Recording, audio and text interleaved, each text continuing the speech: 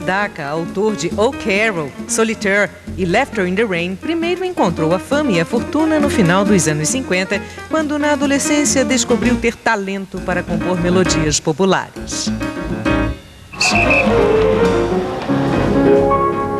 I had worked very hard, and being a classical musician, I was very serious and wrote every day.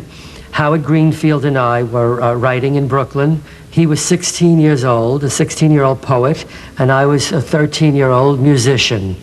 The first hit actually was for Connie Francis, which was called Stupid Cupid. And that was a worldwide hit, and it was most exciting.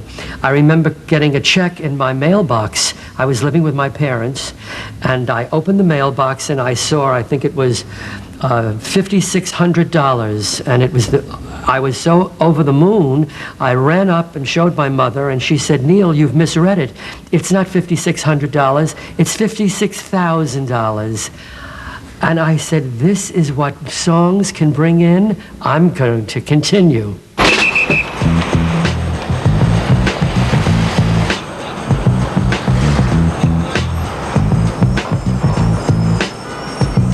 My grandparents came from Istanbul, Turkey, and moved to New York City in the early 1900s. I was born in Brighton Beach, Brooklyn. It was a very close-knit family. I lived with 11 people in a 2-bedroom apartment. My mother and father, my sister, my grandmother and grandfather, and 5 aunts. Brighton Beach is right on the sea, and the next closest city is Coney Island, which has the famous amusement park. I grew up going on all of the roller coasters, and my favorite, of course, is the Cyclone, because it had the biggest drops. I love the rides. Yes, I'm somewhat of a roller coaster freak.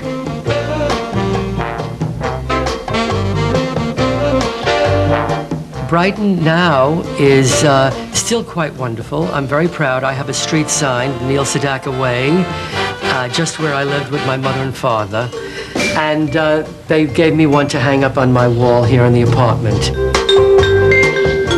And now it's mostly Russian immigrants who have come over from Odessa, Russia, which is quite similar in its terrain to Brighton Beach.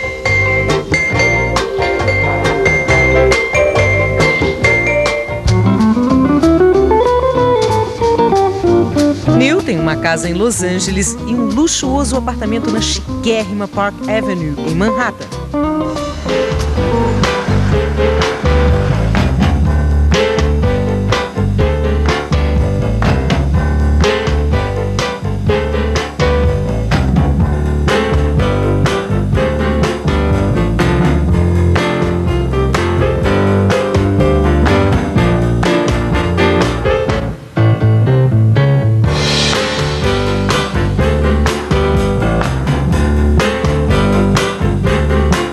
We're here about 7 years.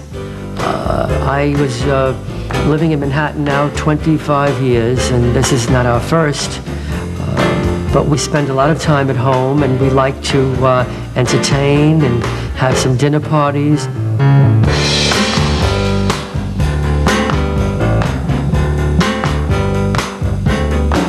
It's actually 6,000 square feet. It's about 14 rooms, and I worked very hard for it, and this is one of my pleasures. I like square footage. Uma de suas posses de maior orgulho é um retrato dele mesmo feito por Andy Warhol. Andy Warhol was a friend of ours. He was an innovator, quite a character, and he asked if he could paint a portrait of me, and I'm very proud of it. It's in the library.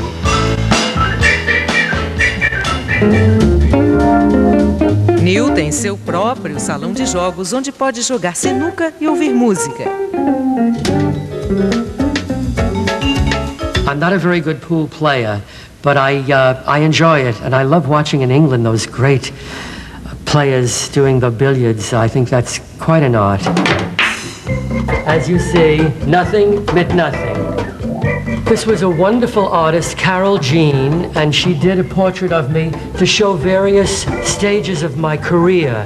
If you look, you could see how the different colors and graduate to different heights. And I've had different stages, different phases of my career, as we know. I'm going to break this up. They say breaking up is hard to do. The jukebox is fun. It has all of my favorite old 45s in it.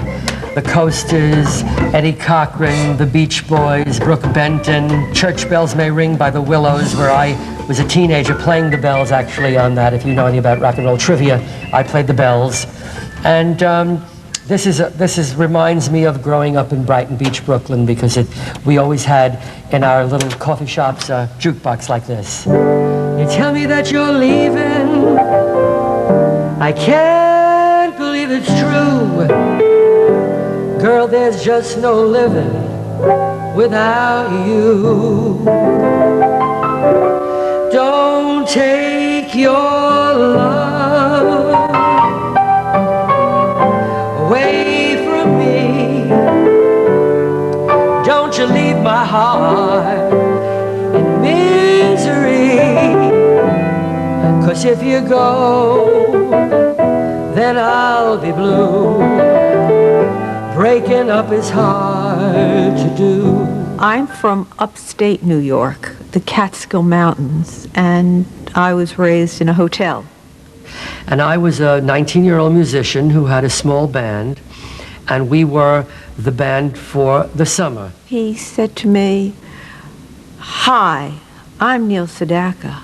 I just wrote Stupid Cupid for Connie Francis." And I said, "What?"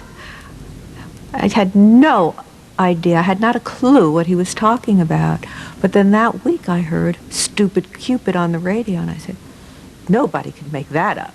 I said to my friend, the trumpet player, "You see that girl? I'm going to marry her." He said, "What? She's so young. She's 16 years old." I said, I just have that feeling. I like the way she looks. Now that's his story, and he's sticking to it. Be that what it may, I'm very happy to say he did.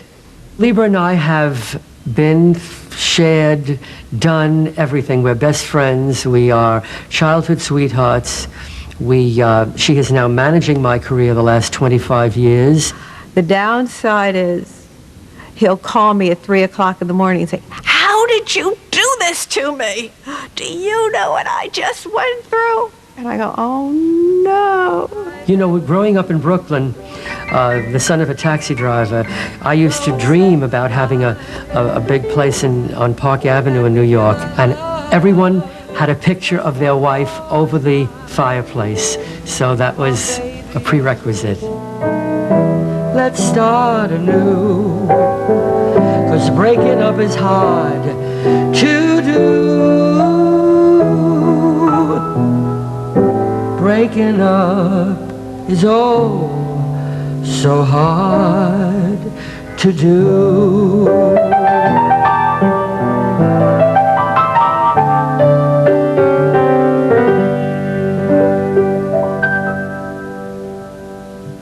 Well, I had every aspiration of becoming a concert pianist.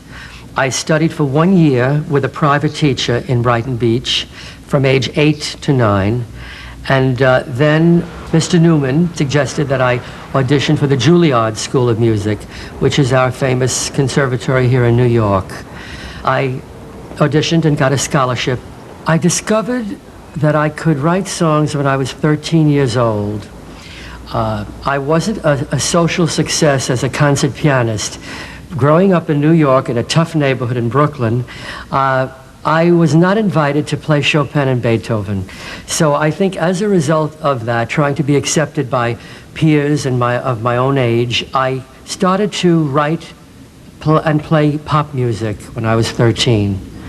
And it worked. I was invited to all of the parties and was quite a hit. Neil e Liba têm 2 filhos crescidos. Our daughter Dara is a jingle singer for radio and television jingles, and she lives here in New York City, and she's a marvelous singer. As a matter of fact, I had a big hit record with her in 1980, one of the few father and daughter duet hits, a song of mine called Should Have Never Let You Go. I would say we have the most friendly relationship you can probably imagine between a father and daughter. We have the closest, we always have. We've always been very, very close. My son, Mark, is a screenwriter. He lives in California, and he was married last year to Samantha. My father tried to teach me the piano at an early age, and there was nothing there. It just wasn't going to happen. And he was very good about it. He never pushed it. He did this game with me and my sister where we'd go in Central Park and we'd all have to sing 8 bars. And he would do it great, and Dara would do it great, and I did my best. But he was always good at encouraging whatever we did well, and singing and playing was just never my forte. Ainda sem netos, Neil tem de se contentar com as afeições de amigo de penas. Bird Echo that he loves, and I think he wants grandchildren is what it is. I think this is the hint. Yes, this is my grandchild, Echo the bird. He's an eclectus parrot. Originally, he's never seen a microphone and a camera. Originally, they're from New Guinea, Australia, but he was born in Southern California, and he is a wonderful pet. He doesn't bite, he doesn't scream, he thinks he's a dog. And they're very wonderful creatures. Hello. Say hello. You're a star now, Echo. Say hello. I love you. Kisses. Kisses. I take him on a plane in a little carrying case and put it under the seat for $50. And the stewardesses will ask me to take it out, and they'll hold it and kiss it. Say hello, England. Hello, Ireland, Scotland. Hello.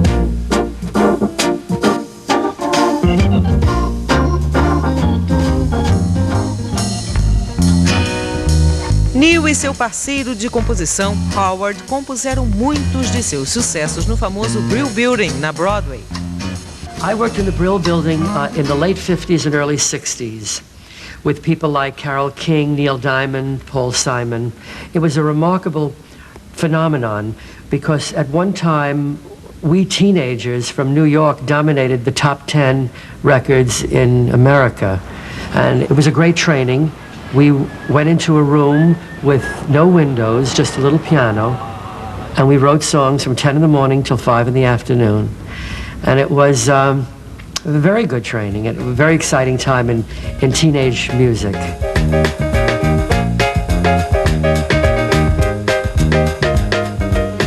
This is the piano. Howard Greenfield and I wrote many, many songs, over 500 songs over a 30-year period. And it was actually the song I wrote The Hungry Years on and Breaking Up Is Hard to Do, amongst many others.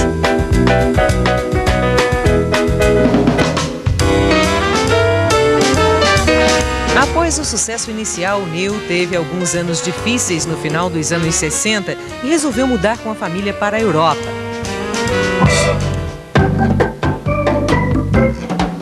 Liba and I moved the family, and we lived for 3.5 years in London. And I did some of the clubs and started all over again.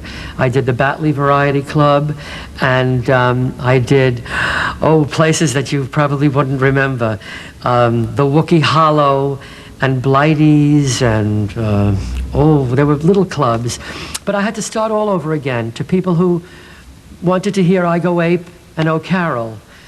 They necessarily didn't want to hear any new material from me. I don't remember England being that much different from New York except television. I remember there were only 3 stations, which as an 8-year-old, you kind of were used to your 13. I met a group called Hot Legs, which later became the 10cc's.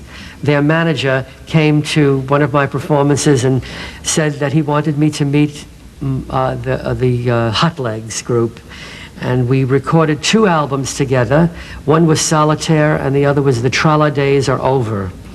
And that was indeed myself with the 10cc's.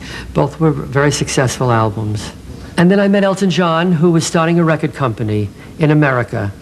And he said, Neil, these are marvelous records. Let's bring them over from England to America. I said, Elton, if you endorse it and if you plug it, I know it will be good. And he was a great mentor. Um dos maiores sucessos de Neil dessa época foi Laughter in the Rain. Os anos 70 trouxeram-lhe seu período de maior sucesso. Country roads with my baby. It starts to rain, it begins to pour.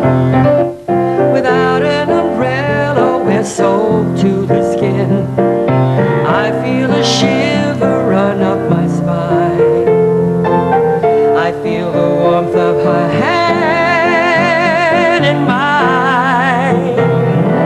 Ooh, I hear laughter in the rain, walking hand in hand with the one I love.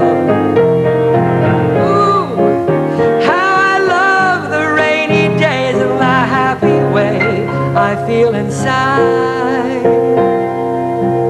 feeling happy inside. The 70s brought Neil's greatest period of success. I did have a Falcon jet with Morris Gibb. We owned it for a year and a half. And I went through the stage of having the yacht. It was not a grand Donald Trump type, but it was a good 65-foot yacht. And you know the old story, the most exciting days of yachting is the day you buy it and the day you sell it.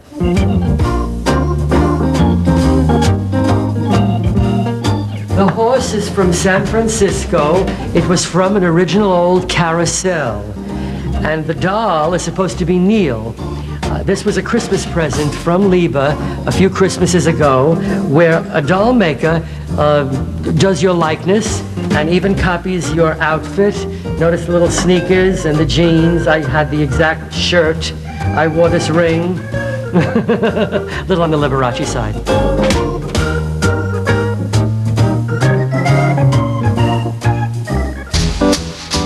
Aos 59 anos, Neil está em forma como sempre. I jump rope. I carry you call it a skip rope. We call it a jump rope. I carry it with me. I do my sit-ups. I do my 2-mile brisk walk in Manhattan. And there's a swimming pool right across the street. I try to swim almost every day. And I watch my weight because you people in the UK really had a field day with me when I was 40 pounds heavier. You called me the disco doughboy. You called me the bowling pin with a smiling face, or your most unlikely rock and roll star. He looks like your favorite uncle. I think one person said, oh, he looks like your local bank teller. New York City, the most difficult thing to get is walk-in closets.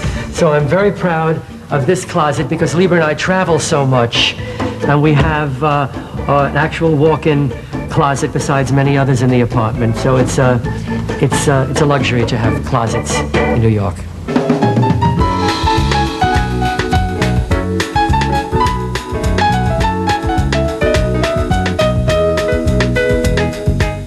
I've forgotten the name of the artist, he'll probably kill me, but this is a junk man, and if you look carefully, it's just pieces of old junk. I got it in Atlantic City, New Jersey, where I work twice a year. We do the Taj Mahal, Donald Trump's hotel. And it's always gets your attention. The more you look at it, the more crazy it is. And this is my stereo system, which I'm very proud of, because it has, in each room of the 14 rooms, there is a little plate on the wall, and you can push FM, DAT, CD, phonograph, and this is the main, this is where it comes from. It's a wonderful sound system. Every musician has to have a good sound. I had met John Lennon here in New York when he was having trouble with getting a green card, and I got the inspiration to write a song called The Immigrant. Also myself being from immigrant people, it struck a good note with me as well. And I'm very proud of that song.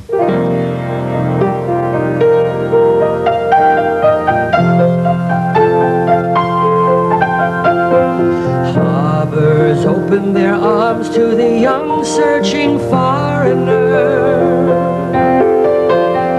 Come to live in the light of the beacon of liberty. Planes and open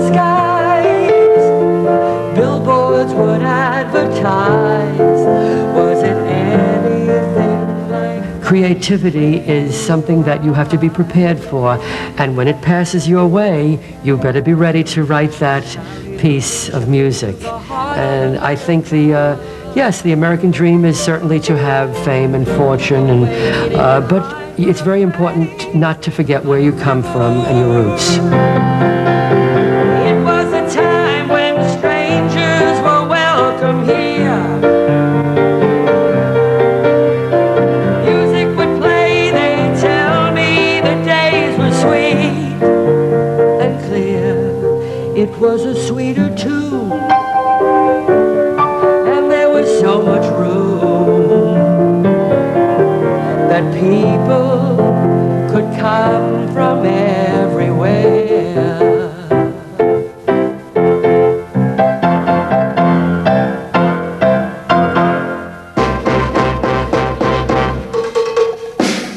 And here we have a picture of Hillary Clinton with my wife and daughter 2 years ago at a party in New York. This is a picture of Ronald Reagan and I in the Oval Office. It was very nice to meet him. And Liza Minnelli and I, one New Year's Eve a couple of years ago. And this was Howard Greenfield and his friend for many years. This is a picture of President Bush and my family, taken in Washington at a benefit concert. Neil gosta demais de se apresentar para sequer pensar em aposentadoria. He's been talking about retiring since he was 10. You know, but he's never, I don't think he's ever going to do it, because he thrives on it. He loves performing. I think he will go on forever. He does about 200 days a year on the road now, and he just comes alive on the stage. I think he loves the people, he loves the songs, he loves performing. If the voice goes and the audience goes, then you have to know when to bow out gracefully. Right now, thank goodness, it's stronger than ever. It's a big body of work, and people want to come and hear these songs that they grew up with. My audiences are basically people my age, and also, strangely enough, young people who listen to the oldies on radio. Every year I go back to Brighton Beach, go on the Cyclone, have my Nathan's Frankfurter, go on the beach. I think that you do have to, there's something very wonderful about going back for me. I like that feeling. I remember there was a movie I cried in Cinema Paradiso. I cried like a baby. To me, it's so beautiful to be able to go back and to see where you're from.